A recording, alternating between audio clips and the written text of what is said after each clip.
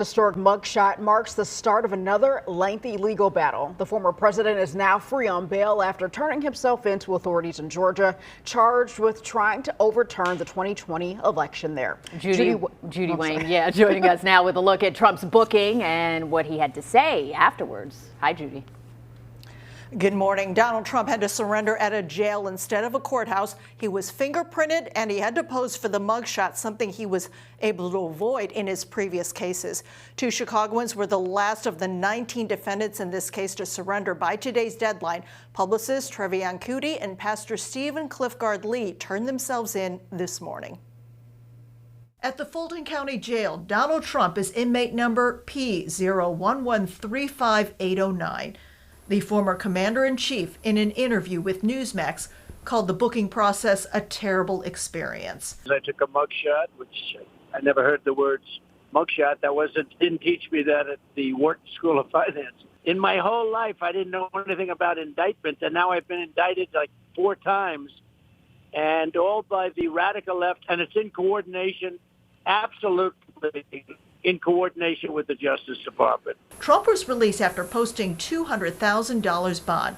His surrender Thursday night was an extraordinary scene. He arrived by private jet. Streets were cleared as his motorcade of black SUVs, escorted by police, pulled up to the jail in Atlanta.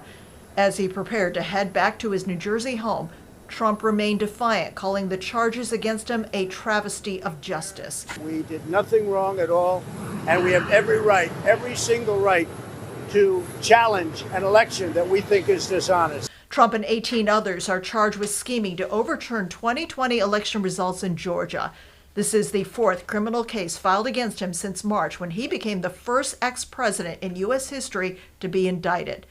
2 of the defendants have Chicago ties: Orland Park Minister Stephen Clifford Lee and Chicago publicist Trevian Kutti, who are accused of showing up at an election worker's home and trying to convince her to falsely confess to election fraud.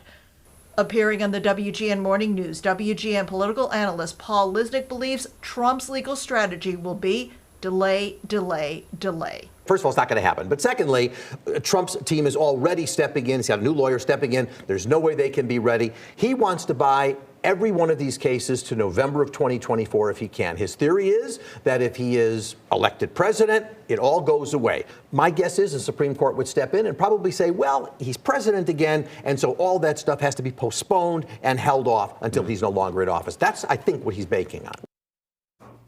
What's next? Donald Trump waits for an arraignment in Fulton County. That doesn't happen immediately. The former president could make another trip to Atlanta in early September or appear virtually if the judge allows it. Back to you.